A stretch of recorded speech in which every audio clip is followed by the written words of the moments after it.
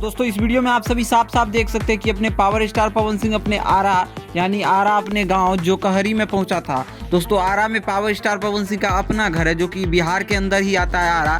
तो वहां पे अपने पावर स्टार पवन सिंह अपने आलीशान घर बनवा रहे हैं। हालांकि बताया जा रहा है अगर प्राइस मनी की तो 87 से 88 करोड़ के बीच ये घर बन रहा है और ये पूरी तरीके से महल टाइप घर होने वाला है। और गाँव में सबसे एक्सपेंसिव घर सिर्फ पवन सिंह ही बना सकते हैं, जो कि इस वीडियो में आप सभी देख ही सकते हो। तो निरीक्षण करने पहुंचे थे कि कितना तक काम हुआ है, तो अभी तक नीचे मिट्टी वाला काम अभी बाकी है बहुत सारा।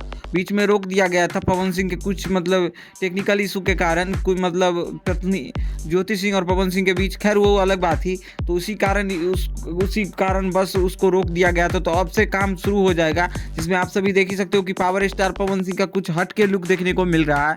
पावर स्टार पवन सिंह अब पूरी तरीके से शानो शौकत अपने नाम करने वाले हैं और नए बिल्डिंग और नए अखाड़े के लिए पूरी तरीके से तैयार है।